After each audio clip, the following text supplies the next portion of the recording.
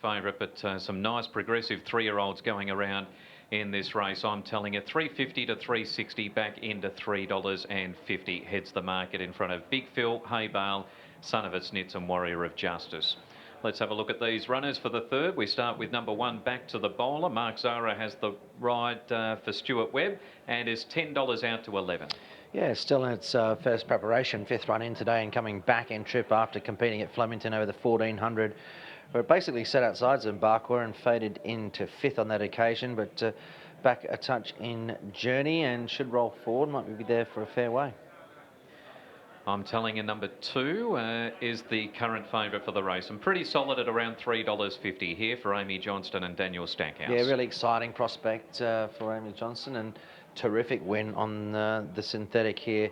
Second up last time in, big things expected, and I think both runs have been good and showed good progress first to second run, and with that little gap between, a little freshen up, I think it'll be hard to beat. Scratch 3, 4 and 5. Then we move down to Son of a Snitz, which is horse 6 for Mick Price and Mickey D, who was a debut winner here on this track. So the transfer of venue might actually be a help to Son of a Snitz here, who's $6.50 out to $8. Well, it won't be a bad thing, will it? And I thought it was a good win. It was game. Headed halfway down the straight, went forward, led up. I thought it was nicely rode on that occasion from Mickey D, but showed a fair bit of the will to win, and it was a good performance. So from a low gate, should roll forward and be there for a fair way again. But I just thought might be vulnerable to something with a slightly better turn of foot. Firelate has shown talent, number 7. He goes around to double figures here at $10 for Paul Banks and Nick Hall. It was a terrific win back in May at Bendigo on debut, and I thought backed it up with an excellent effort in defeat when caught off the track all the way on Hillside.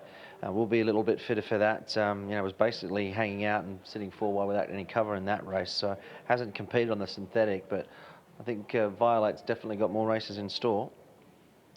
Warrior of Justice is horse 8, $8.50 out to $9 on the back of a good debut win on soft ground. Chris Pakenham has the ride for Archie Alexander. I think this might be the main danger to I'm Telling You.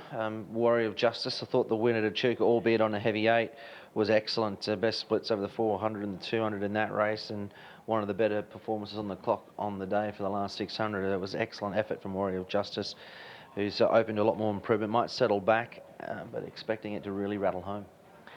There are 7 last start winners in this field of 10. One of them is BJ's Choice, which is number 9, who won at Bendigo recently. Harry Coffey aboard for Shane Fleedner, 21 out to 26. Yeah, just got there last start. It sort of all worked out well for BJ's Choice. It was a bit of a clumped finish as well, but finished third behind Amer Australia on debut. And, both runs have been decent, including a win.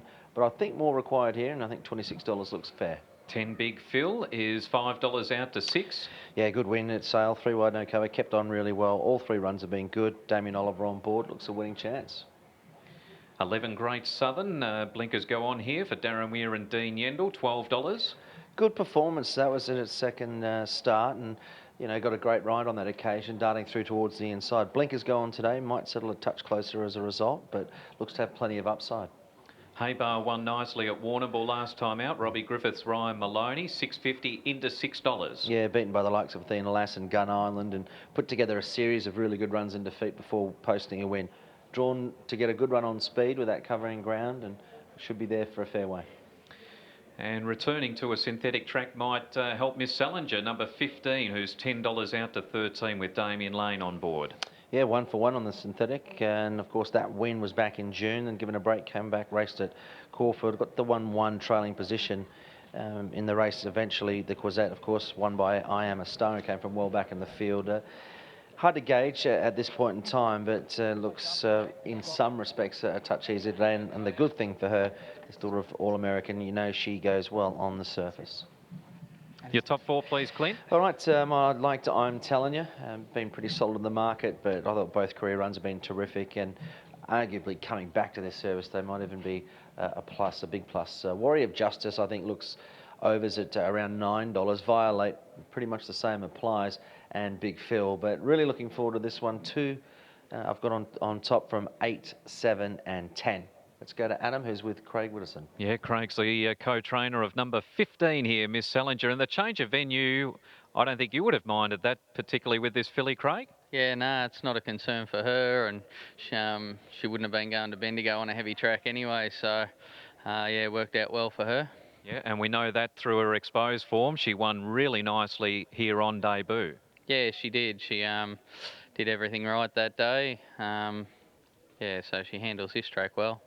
Well, she had a bit of a break after that and then really stepped up in class, Group 3 level first up off a bit of a break. Was it just the class rise or was there something else that was an issue that day? I don't think it was all the class rise. She jumped a little bit slow, and we took a sit on her. And the first time in amongst them, she got a bit lost and a bit keen, and it sort of made her look a bit worse than we think she is. So she's got to learn to settle. In saying that, we won't be attempting to lead if there's pace today. So she needs to learn to settle, but I think she'll run pretty well. And gate 2 is probably a good gate to do something like that because you can just come out neutral and let something come across. Yeah, that's right. Damien thinks he'll probably land in the 1-1 ideally, so that'd be perfect for us. Well, that would give you every possible chance, wouldn't it? Yeah, that's right. The background of this horse, she's an Arrowfield horse. How did she end up in your care? I think we are having a bit of run with the All-Americans at the time, so it Green Card and Zebulon, so it just landed at the right time. All right, well, so far, one win from 2 starts, so Arrowfield will be pretty happy so far. They've got the win beside her name, which is all important for a pedigree. Yeah, hope they're happier after today. Yeah, hopefully for your sake, it's 2 out of 3. Good luck, Craig. Thanks. Craig Widdowson, co-trainer of Miss Salinger, as we get the latest figures.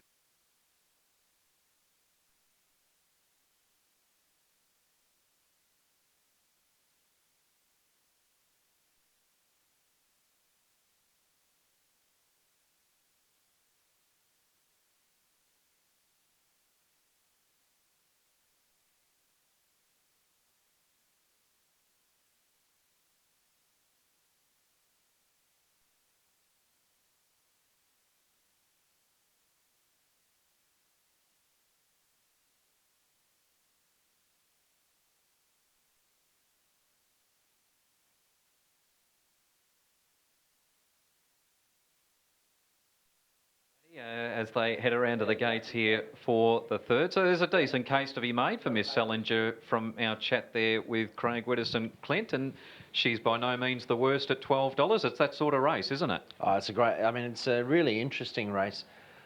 Quite intriguing because a lot of these horses have shown considerable potential from one or a couple of starts, and as you mentioned, well, prior to the 3 runners coming out, there was, I think, 11 last start winners, and now there's obviously a few less, but they all look like they've got a future. Now, how will they handle this service? And that's why I was willing to sway with, I'm telling you, who I would have been giving a big chance to on the turf as well, it must be said, because I don't think the turf would have been an issue for that horse. But I'm telling you, it's got the proven form and was very impressive, beating a moderate bunch here, but really reeled off some good sections in that race. I'd like to see, I'm telling you, step a little bit better, and I'd expect it to settle probably 3 pairs back, 1 off, and they won't want to bustle, I'm telling you. In terms of the pace of the race, well, it's interesting. I mean, back to the bowler, I thought might go forward. Son of a Snitz went forward last start. I think Warrior of Justice will probably go back. Haybale will be up there as well.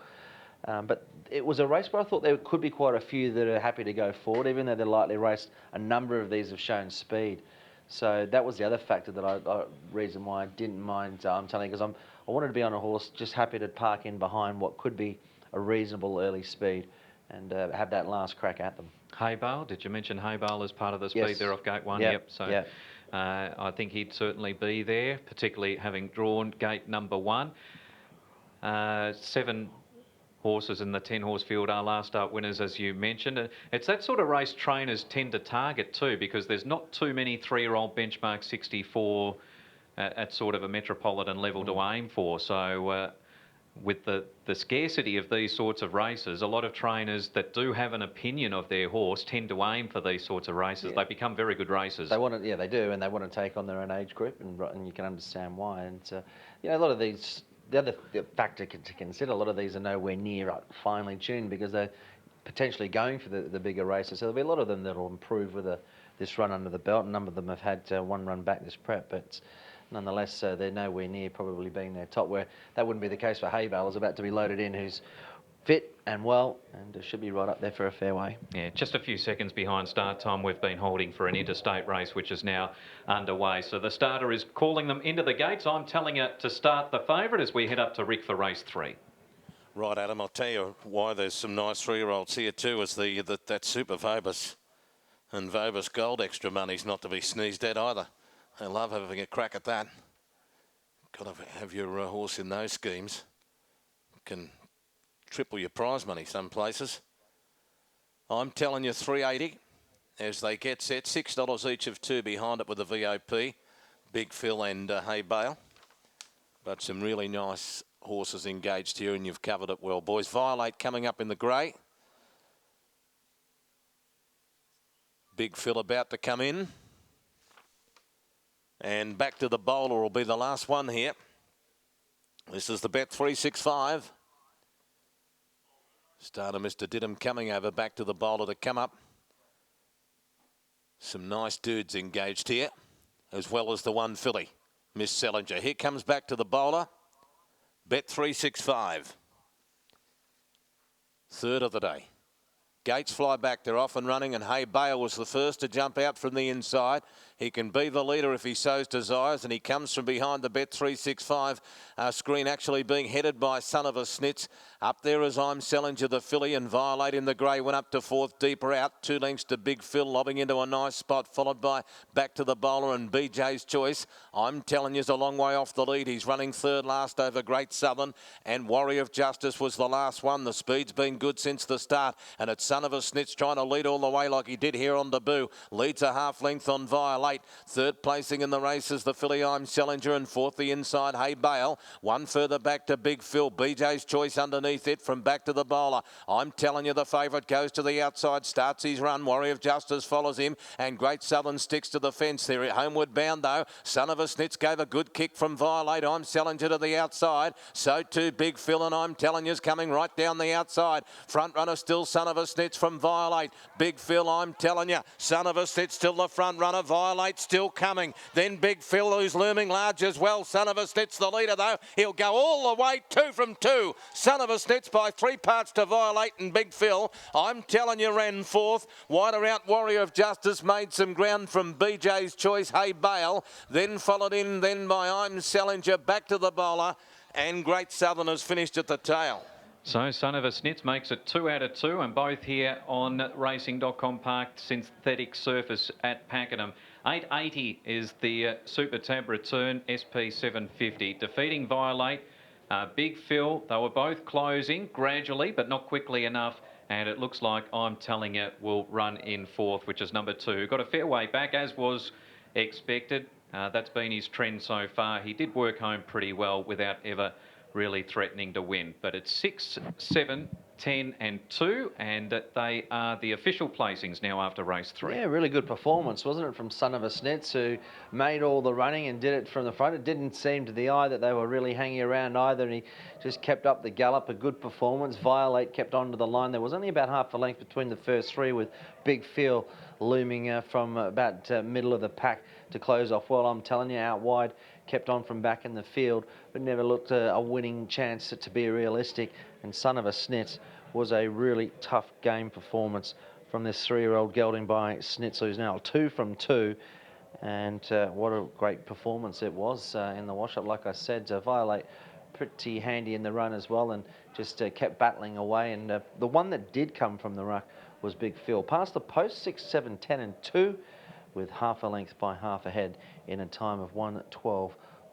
112.49 here for the third event. I think we're getting it watched a few times. There's a bit of late headway from Warrior of Justice as well, out wide, who worked in once again without ever really threatening at any stage, leading from start to finish. Son of a Snitz, and he's exactly that, this 3-year-old gelding by Snitzel, who led throughout and showed a lot of tenacity, beating Pablo's Express on debut.